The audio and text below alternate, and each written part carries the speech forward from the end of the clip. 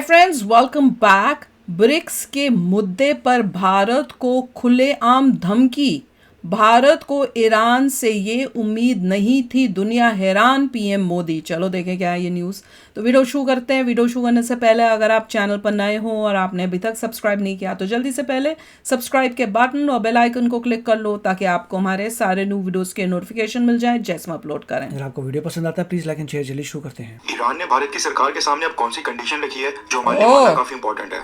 मालदीव्स की सरकार को भारत ने कौन सा गिफ्ट दिया है और भारत में होने वाले ब्रिक्स समिट को फेल करने के लिए अब कौन से प्रयास किए जा रहे हैं। काफी सारी इंपॉर्टेंट अपडेट्स आ रही हैं जो आपको मेन स्ट्रीम के न्यूज चैनल्स के ऊपर भी देखने को नहीं मिलेंगी, इसलिए वीडियो को एंड तक देखिएगा। सबसे पहले बात करते हैं भारत और न्यूजीलैंड के बारे में। दरअसल न्यूज निकल कर आ रही है कि भारत और न्यूजीलैंड ने जो फ्री ट्रेड एग्रीमेंट की नेगोशिएशंस सक्सेसफुली कंक्लूड की थी उसको साइन करने के लिए न्यूजीलैंड के trade minister Todd McClay Bharat की यात्रा पर आ रहे हैं। अच्छा, आ रहे हैं। अच्छा, ठीक 3 दिन के बाद 27 अप्रैल के दिन यानी मंडे को ये फ्री ट्रेड एग्रीमेंट दोनों देशों के बीच भारत की राजधानी नई दिल्ली में साइन होना है। भारत में न्यूजीलैंड के साथ इस फ्री ट्रेड एग्रीमेंट की ज्यादा चर्चा तो नहीं हो रही है क्योंकि न्यूजीलैंड एक छोटा सा देश है। न्यूजीलैंड की पॉपुलेशन मात्र 52 लाख है एंड उससे ज्यादा पॉपुलेशन भारत की एक मेट्रो सिटी की है। और जीडीपी के मामले में न्यूजीलैंड की जीडीपी $278 बिलियन के आसपास है। पॉइंट ये नहीं है, they are rich people. Per capita देखना होता है, बंदे इतने कम है तो इतना कैसे निकाल दिया 270 बिलियन। तो you need to always look at GDP per capita. They are pretty rich people, that's the main point. Iran war और वेस्ट बंगाल इलेक्शंस के बीच इस न्यूज के ऊपर ज्यादा डिस्कशन नहीं हो रही है, लेकिन न्यूजीलैंड में इस फ्री ट्रेड एग्रीमेंट के ऊपर काफी बड़े स्तर पर चर्चा की जा रही है। काफी सारे विरोध के बाद भी न्यूजीलैंड के प्राइम मिनिस्टर क्रिस्टोफर लक्सन ने भारत के साथ इस फ्री ट्रेड एग्रीमेंट को नहीं रोका है। उनको वहां पर सहयोगी पॉलिटिकल पार्टीज ने सरकार गिराने की भी धमकी दे दी थी। इवन कैबिनेट के कुछ मिनिस्टर्स भी ओपनली इस फ्री ट्रेड एग्रीमेंट का विरोध कर रहे थे। तो सभी करते हैं यार, हर दुनिया में हर देश में दिख रहा है कि ऑपोजिशन हमेशा विरोध ही करेगी। लेकिन फिर भी क्रिस्टोफर लक्सन ने भारत के साथ जहाँ विरोध नहीं होगा वो है रशिया और चाइना, ईरान, जहाँ जहाँ डिक्टेटरशिप है। वो कौन सा, नॉर्थ कोरिया, उनमें कोई वो नहीं होगा। क्यों? क्योंकि वहाँ डिक्टेटरशिप है। बेसिक कॉन्सेप्ट लोगों को समझ आना चाहिए। इस फ्री ट्रेड एग्रीमेंट को ग्रीन सिग्नल दे दिया है क्योंकि उनको पता है कि 140 करोड़ लोगों की पॉपुलेशन वाली मार्केट का क्या महत्व होता है। उसके लिए कुछ हजार वीजास भी देने पड़े तो उसमें कोई प्रॉब्लम नहीं है। हमारे लिए भी गुड न्यूज ये है कि अमेरिका के टैरिफ्स के बीच भारत के एक्सपोर्टर्स को एक और एक्सपोर्ट मार्केट मिल जाएगी और भारत से स्किल वर्कर्स वर्क परमिट के ऊपर न्यूजीलैंड जा पाएंगे। एंड इसके साथ ही न्यूजीलैंड अगले 15 सालों में भारत के अंदर $20 बिलियन की इन्वेस्टमेंट करने वाला है। इसके साथ ही न्यूज निकल कर आ रही है कि भारत की सरकार ने मालदीव की सरकार की मदद की गुहार को सुन लिया है। हे राम, ये वही मालदीव्स है। और मालदीव में चल रहे सबसे बड़े फाइनेंशियल क्राइसिस के बीच भारत ने मालदीव को 3000 करोड़। मेरा तो सिंपल ये क्वेश्चन होगा, जो हमारे हेलीकॉप्टर्स और वो आर्मी के जो भी थे उनको निकाला था ना कि हमारे बेस से जाओ, क्या उनको वापस रख लिया? क्वेश्चन तो ये है। जीत तब है और हेल्प तब करनी चाहिए ऐसे देशों की जिन्होंने इतना इंसल्ट कर की हमारी कि तुम जाओ यहाँ से। क्या उन्होंने वापस सॉरी करके बुलाया उनको? मतलब वहां पर चिट भी उनकी, पट भी उनकी देने की घोषणा की है। ये मदद भारत ने सार्क करेंसी स्वैप फ्रेमवर्क के तहत दी है। साल 2024 में मालदीव के प्रेसिडेंट मोहम्मद बेजू भारत की यात्रा पर देना पड़ेगा। उस समय ये फ्रेमवर्क इनको अगर हम नहीं देंगे तो चाइना दे देगा। इसलिए दे रहे हैं। और आज मालदीव की गवर्नमेंट को इसका बेनिफिट भी मिल गया है। मालदीव की गवर्नमेंट के ऊपर काफी प्रेशर आ रहा था कि वो भी पिछले गवर्नमेंट्स की तरह भारत और दूसरी कंट्रीज के सामने हाथ फैला रही है। उसकी वजह से मालदीव की फॉरेन मिनिस्ट्री ने सफाई पेश करते हुए कहा है कि उन्होंने भारत से जो इससे पहले $400 बिलियन का करेंसी स्वैप एग्रीमेंट किया था उसको उनकी गवर्नमेंट ने क्लियर कर दिया है। लेकिन एक स्वैप एग्रीमेंट कंप्लीट नहीं हुआ कि मालदीव को दूसरे स्वैप एग्रीमेंट के लिए मदद लेनी पड़ गई है। इसलिए मालदीव की गवर्नमेंट के ऊपर काफी प्रेशर आ रहा है। रिपोर्ट्स के अकॉर्डिंग आज तक भारत ने मालदीव को भाई जो कंट्री रेडिकलाइज्ड हो रही है और हमारे आसपास हैं उनको हेल्प करने से कोई हमें फायदा नहीं होना। उन्होंने इवेंचुअली हमारे अगेंस्ट होना ही होना है। $1.1 बिलियन की करेंसी स्वैप के माध्यम से मदद कर दी है, जबकि कई $मिलियन ग्रांट के रूप में मालदीव को दिए गए हैं। वैसे जिन लोगों को नहीं पता उनकी जानकारी के लिए बता दूं कि भारत ने जो मालदीव की 3000 करोड़ रुपीस की करेंसी स्वैप फ्रेमवर्क के तहत मदद की है, ये एक तरह से लोन है, लेकिन कम समय के लिए और इजी टर्म्स के लिए है। जो प्रॉपर लोन होता है वो कई सालों के लिए लिया जाता है और लोन की अवधि 5 या फिर 10 या 15 साल तक होती है, यानी काफी लंबे पीरियड के लिए। और वहीं पर लोन के अंदर इंटरेस्ट रेट काफी हाई होते हैं, 4-5%। अपनी कंट्री को आगे बढ़ाओ, उसको इतना डेवलप करो, इतना हाई फाई करो कि चाइना का मुकाबला कर सके। वहाँ पे फोकस होने की जगह हम दूसरी कंट्रियों को हेल्प कर रहे हैं। पहले हम अपने घर को तो सुधार लें। मेरा तो अब ये मानना हो गया है। लोन का पैसा किस्तों में वापस देना होता है। लेकिन करेंसी स्वैप फ्रेमवर्क के तहत ये जो पैसा दिया जाता है, पहले तो इसके ऊपर 1-2% या कभी कभी तो 0% का इंटरेस्ट लिया जाता है, यानी ना के बराबर ब्याज लिया जाता है। साथ में जो करेंसी स्वैप फ्रेमवर्क के तहत पैसा लिया जाता है उसको साल या 6 महीने के अंदर वापस करना होता है, ताकि शॉर्ट टर्म में जो सरकार को लिक्विडिटी की प्रॉब्लम फेस करनी पड़ रही है वो दूर हो जाए। मालदीव के साथ मसला ये है कि मालदीव की गवर्नमेंट को ये भारत के साथ करेंसी स्वैप बार बार इसलिए करनी पड़ रही है क्योंकि उनकी जो शॉर्ट टर्म लिक्विडिटी प्रॉब्लम है वो खत्म होने का नाम नहीं ले रही है। पहले से लोन का इतना प्रेशर है कि वो नया लोन लेना नहीं चाहते हैं। ऊपर से अभी मिडिल ईस्ट में ईरान वॉर स्टार्ट हो गया है, गल्फ कंट्रीज के ऊपर भी हमले हुए, जिसकी वजह से इंटरनेशनल रूट्स के ऊपर फ्लाइट्स काफी ज्यादा डिस्टर्ब हो गई और मालदीव पे टूरिस्ट 40 से 50% तक ड्रॉप हो गए हैं। यानी अगर पहले 100 टूरिस्ट आते थे तो अब 50 से 60 टूरिस्ट ही आ रहे हैं मालदीव में। और अब जब नेगोशिएशन चल रही है, it's not our country that we should worry about Maldives. हमें अपनी कंट्री को ऊपर उठाना है यार। अब आप ये मत कहना कि भैया जियो पॉलिटिक्स में अगर हम नहीं करेंगे तो चाइना कर देगा।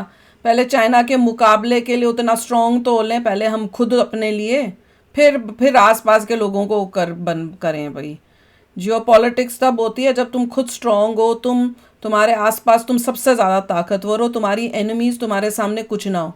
और चाइना जैसी एनिमी साथ में पड़ोसी होके जब उसके इक्वल नहीं हो रहे तो अपना पैसा दूसरों में खर्च कर करके कैसे स्ट्रॉन्ग बनेंगे हम। फिलहाल के लिए रुक गया है। आज भी मालदीव के अंदर 30 से 40% कम टूरिस्ट आ रहे हैं। मालदीव की गवर्नमेंट का रेवेन्यू 90% तक टूरिज्म के ऊपर ही डिपेंड करता है। ऐसे में अगर टूरिज्म सेक्टर ही काम नहीं करेगा तो सरकार का बजट तो हिलना लाजमी है। बल्कि मालदीव के टक्कर में हम कह रहे थे कि हम लक्षद्वीप या कौन सा अंडमान निकोबार को करेंगे, उसका क्या हुआ यार? वो क्या हुआ? कहाँ बनाए वैसे अच्छे वो, जैसे उन्होंने होटल्स और अब वो छोटे छोटे वो बनाए हुए थे आइलैंड्स टाइप के अंदर, कितनी जल्दी बनाने की बात थी ना कि बहुत जल्दी बनाएंगे ताकि हमारे इंडिया में हो, लोग बाहर मत जाएं। ने भारत से मदद की गुहार लगाई थी और अब भारत ने भी 3000 crore Indian rupees Maldives government के बैंक अकाउंट में ट्रांसफर कर दिए हैं। वैसे ये इंसान एक समय पर इंडिया आउट कैंपेन को लीड कर रहा था। वही तो इसने वहां से भारतीय सेना को भी वापस भारत, यही तो मैं बोलूं, वापस बुलाया क्या इसने अपनी भारतीय सेना को? जब तक वो नहीं बुलाया कैसे हम उसकी हेल्प कर रहे हैं? भेज दिया था और आज यही भारत के सामने हाथ फैलाने के ऊपर मजबूर है। हालांकि ये बात भी सच है कि अगर भारत मालदीव को ये पैसे नहीं देता तो चाइना दे देता। और दे वैसे भी वो चाइना के अंडर ही था ना। उसने जगह जगह उसकी जगहों पे भी सुनने को आया था चाइना में लिखा हुआ है उनके, तो वहाँ चाइना ऐसी टर्म्स और कंडीशन रखता जिनको पूरी करना मालदीव के लिए काफी मुश्किल होता। उसकी प्रॉब्लम था और उसके बदले में मालदीव को अपना कुछ ना कुछ वहाँ पर एसेट, तो हमने क्या किया? हमें भी तो करना चाहिए था कि कुछ ना कुछ तो दो। चाइना के सामने गिरवी रखना पड़ता। श्रीलंका ने भी अपना हम्बनटोटा पोर्ट चाइना को 99 साल के लीज के ऊपर दे दिया था। ना तो फिर अब मालदीव ऐसा कुछ ना करे, दे दिया ना, इसलिए भारत को वापस तो आया नहीं। बार बार मालदीव की मदद करनी पड़ रही है। नेक्स्ट अपडेट आ रही है भारत और ईरान के बारे में। रेफरेंस के लिए आपकी स्क्रीन के ऊपर आर्टिकल का स्क्रीनशॉट है। न्यूज निकल कर आ रही है कि अमेरिका और ईरान के बीच इंडेफिनिट पीरियड के लिए जो सीजफायर अनाउंस हुआ है उसके बाद ईरान की सरकार ने कुछ सिलेक्टेड एयरपोर्ट्स को वापस से ओपन करने के और डोमेस्टिक और इंटरनेशनल रूट्स के ऊपर फ्लाइट्स वापस शुरू करने के आदेश दे दिए हैं। ईरान ने अनाउंस किया है कि वो फेस्ड मैनर में 1 बाय 1 सभी रूट्स के ऊपर फ्लाइट्स वापस से स्टार्ट कर रहे हैं। यानी कि जिन लोगों को ईरान से बाहर जाना है वो भी जा भागो जल्दी भाग लो, जिसको भागना है ईरान से सकते हैं, और जिन लोगों को ईरान आना है वो भी आ सकते हैं। कोई नहीं आएगा ईरान।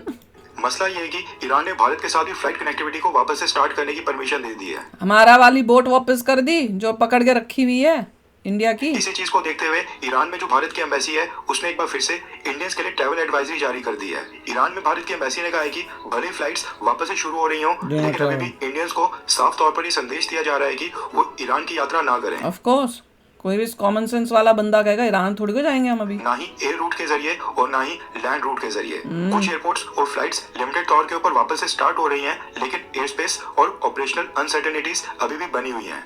इसलिए इंडियंस को सलाह दी जाती है कि वो ईरान की यात्रा ना करें।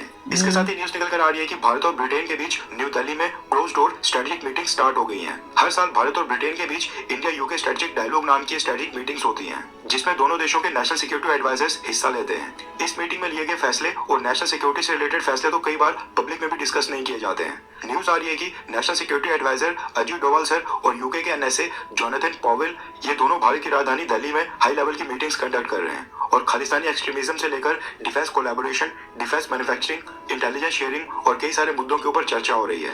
नेक्स्ट अपडेट आ रही है ब्रिक्स समिट के बारे में। रेफरेंस के लिए आपकी स्क्रीन के ऊपर आर्टिकल का स्क्रीनशॉट है। न्यूज निकल कर आ रही है कि मिडिल ईस्ट में ईरान वॉर के बीच भारत सरकार ने ब्रिक्स देशों की कंसल्टेशन मीटिंग बुलाई है, जो कि अगले हफ्ते होने जा रही है। इस कंसल्टेशन मीटिंग में ब्रिक्स के सभी देशों के रिप्रेजेंटेटिव शामिल होंगे। भारत इस साल के लिए ब्रिक्स का प्रेसिडेंट है, इसलिए ब्रिक्स संगठन की मीटिंग्स इस साल भारत ने होस्ट करनी है। सुनने में आया पुतिन भी शायद आ रहा है यहाँ पे जब वो ब्रिक्स समिट, जिसमें ब्रिक्स देशों के लीडर्स, प्रेसिडेंट और प्राइम मिनिस्टर शामिल होंगे, वो तो खैर सितंबर या फिर अक्टूबर महीने में भारत होस्ट करेगा। लेकिन उससे पहले भारत को ब्रिक्स देशों की विदेश मंत्रियों की एक मीटिंग होस्ट करनी है, जो होनी है अगले महीने मई में। 14 से 15 मई को Bharat BRICS foreign ministers meet host करने वाला है और इसमें मात्र 20 से 22 दिन का समय रह गया है। लेकिन उससे पहले ईरान और चाइना, इन दोनों ने भारत में होने वाली इस ब्रिक्स मीटिंग को फेल करने और भारत को बदनाम करने की पूरी कोशिश स्टार्ट कर दी है। अरे वाह, दोनों तो हमारे दोस्त थे, चाइना और ईरान तो हमारा बड़ा दोस्त है। हमने तो चबार बोर्ड किया। और चाइना भी तो हमारा कितनी वीडियोस हम सुनते थे भैया कि चाइना के साथ दोस्ती कर रहे हैं हम तो। अब मुझे मत कहना हम नहीं बोलते थे, जाके यूट्यूबर्स की सुन लो जिनको आप जियो पॉलिटिकल एक्सपर्ट्स बोलते हो। की सरकार को अचानक से कंसल्टेशन मीटिंग्स बुलानी पड़ रही है अपने ये मतभेद दूर करने की कोशिश करने के लिए। मसला ये है कि और ब्रिक्स में जब हुई थी, पिछली बार हुई थी, हम यही बोलते थे कि ब्रिक्स में जब हुआ था तो मोदी जी गए थे ना ब्रिक्स में। हाँ वही थी जहाँ पे पुतिन के साथ और इसी के साथ शी जिनपिंग के साथ मोदी जी की हंसते वाली कोई वीडियो भी आई थी, वो भी मुझे याद आ रहा है। और यही वो शी जिनपिंग जब इंडिया में हो रही है तो उसको फेल करने की कोशिश कर रहा है। और वो ईरान जिसकी शिप लेके हम बैठे हुए हैं बचाने के लिए यूएसए से। 5 नए देश शामिल किए गए थे, उनमें ईरान भी शामिल हुआ था और यही अब एक बड़ी कंट्रोवर्सी का कारण बनते जा रहा है। दरअसल न्यूज निकल कर आ रही है कि भारत में जो ब्रिक्स देशों के विदेश मंत्री की मीटिंग होनी है, उसमें हमें ज्वाइंट स्टेटमेंट ही ना देखने को मिले, इस चीज के चांसेस अब काफी ज्यादा बढ़ गए हैं। लो हो गया काम, क्योंकि इस मीटिंग के लिए ईरान ने भारत के सामने कुछ शर्तें रख दी हैं। मसला ये है कि ईरान भारत सरकार के ऊपर प्रेशर डाल रहा है कि ब्रिक्स संगठन का प्रेसिडेंट और चेयर होने के नाते भारत सरकार पहले एक स्टेटमेंट इशू करे जिसमें ईरान के ऊपर अमेरिका और इजराइल के हमलों को कंडेम किया जाए, ईरान पर हमलों की आलोचना हो। इसके साथ ही ईरान ने भारत के सामने डिमांड रखी है कि ब्रिक्स मीटिंग के बाद जो ज्वाइंट स्टेटमेंट आएगी उसमें अमेरिका और इजराइल इनके ईरान के ऊपर हमलों की कड़े शब्दों में निंदा की जाए। ईरान की साइड से भारत को मैसेज कन्वे किया गया है कि अगर भारत ज्वाइंट स्टेटमेंट में अमेरिका और इजराइल के हमलों को कंडेम नहीं करता है तो ईरान के विदेश मंत्री हमास और उसको हिजबुल्लाह को कंडेम करें, उसे ये पूछना चाहिए। अब्बास अरागची ये अगले महीने ब्रिक्स फॉरेन मिनिस्टर्स मीटिंग को अटेंड करने के लिए भारत नहीं आएंगे, यानी ईरान अपने विदेश मंत्री को भारत नहीं भेजेगा। ओ भाई अच्छा है, बचे रहोगे, इजराइल वेट कर रहा। भारत के लिए मसला ये है कि अगर ईरान की बात मान ली और ज्वाइंट स्टेटमेंट में ये मेंशन कर दिया कि ईरान के ऊपर जो इजराइल और अमेरिका ने हमला किया, भारत उसका विरोध करता है या आलोचना करता है, तो इसकी वजह से इजराइल नाराज होना हो। इजराइल तो चलो हमारी बात समझ भी लेगा। क्यों समझेगा? आप उसके दुश्मन के साथ एक और वो समझ लेगा। इंडिया यूएसए पाकिस्तान के साथ क्यों करता है वो हमने समझ लिया है, आपने हमने समझ लिया है क्या कि क्यों यूएसए पाकिस्तान के साथ होता है। वैसे ही इजराइल भी समझ लेगा क्यों इंडिया उसके साथ होता है, ईरान के साथ।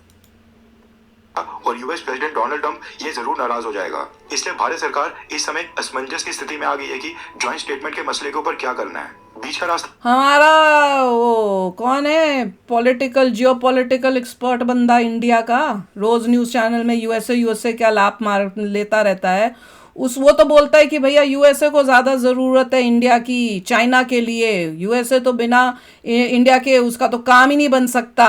कल की वीडियो हमने देखी है, उससे पूछो ना कि भैया अगर ऐसा ही बात है तो भाई डोनाल्ड ट्रम्प जैसे वो रेज बेटर है, वो तो पूरा उसकी बेचारे की अमेरिकन ड्रीम नहीं पूरी हुई, वो बस वो व्यूज के लिए कुछ भी बोल के बेचारे इंडियंस को। अभी उसकी नई वीडियो आ गई है रिक्वेस्ट के लिए, और वो कौन सी वीडियो है कर देंगे आप लोगों के कहने पर। पहले कोशिश करते हैं कि ऐसी वीडियोस ना ही करें जिसमें इतना बेकार की बातें कर करके चीज़ों को ट्विस्ट करता है। वो उससे पूछो, अब जो आपने भेजी है उसका मैंने सिर्फ टाइटल पढ़ा है, अब मुझे नहीं पता अंदर क्या होगा, पर उस टाइटल में भी यूएसए घुसा हुआ है कि पता नहीं क्या इंडिया और पाकिस्तान की कोई वॉर हो जाएगी या कुछ, मुझे पूरी याद भी नहीं है। ऊपर से देने टाइटल पढ़ा है तो भैया यूएसए तो क्या पाकिस्तान का साथ देगा कि पता नहीं इंडिया का साथ नहीं देगा, ऐसे करके कुछ टाइटल है। मैंने कहा तुमको क्या फर्क पड़ता है यूएसए का, यूएस किससे का साथ देता है, खुद में ताकत होनी चाहिए, खुद में होना चाहिए कि उसके हमने जो topic ही करना होते हैं जो rage generate रेज करें। करें, बस उसका यही होगा। हर चीज में किसी तरह Low से level ट्रम्प के और यूएसए को घुसाना bogus है। videos। अगर इतना ही तुमको यूएसए के एंटी हो या यूएसए तुम्हें दिख रहा है इतना अगेंस्ट है इंडिया rage भी के, चलता है उसका। तो फिर क्यों तुम बार बार बोलते हो यूएसए किसकी साइड लेगा? जब पता चल गया अगर तुमको कि भैया यूएसए पाकिस्तान की लेगा, तो अपनी फाइट खुद लड़ो ना। अब यूएसए किसकी लेता नहीं लेता, क्यों इतनी इंपॉर्टेंस दे रहे हो? आ रही है, क्योंकि अगर भारत में होने वाले ब्रिक्स समिट और फॉरेन मिनिस्टर्स की मीटिंग में ज्वाइंट स्टेटमेंट नहीं आती है तो फिर इस समिट को फेलियर के रूप में देखा जाएगा और ऐसा देखा जाएगा कि भारत के अंदर कोई मीटिंग हो रही है और भारत उसके ऊपर एक कंसेंसस बनाने में फेल हो गया। बस यही कारण है कि भारत सरकार ने कंसल्टेशन मीटिंग्स बुलाई है और ये सारे मसले पहले ही सॉल्व करने की कोशिश की जा रही है, ताकि 14 से 15 मई को जब ब्रिक्स देशों के फॉरेन मिनिस्टर्स भारत आए उस समय यहाँ पर कोई ड्रामा क्रिएट ना हो। ऐसा नहीं हो कि कोई ज्वाइंट स्टेटमेंट की वजह से उस समय ब्रिक्स कंट्री की मीटिंग्स फेल हो जाए। अब आपको क्या लगता है कि ब्रिक्स कंट्री की जो ज्वाइंट स्टेटमेंट आती है उसमें इजराइल और अमेरिका के हमले को मेंशन करना चाहिए? क्या भारत को इस मसले के ऊपर ईरान की तरफ देनी चाहिए, हाँ या फिर ना? भाई मुझे भी पता करना है कि आप लोग क्या सोचते हो। क्या इंडिया को इजराइल और यूएसए के अगेंस्ट और ईरान के पक्ष में कोई कमेंट देना चाहिए कि नहीं, हाँ या ना? वो आप ज़रूर कमेंट सेक्शन में लिखना। तो काफ़ी कुछ डिस्कस कर लिया हमने वीडियो के अंदर ही। तो मिलते हैं नेक्स्ट वीडियो में बहुत ही जल्द। Till then take care and bye bye. तो अगर आप मेरे इस चैनल पे नए हो तो जल्दी से सब्सक्राइब के बटन को हिट करो और बेल आइकन को क्लिक करो, ताकि आपको मेरा जब नया वीडियो मैं लगाऊं आपको उसके बारे में जल्दी से पता चल जाए।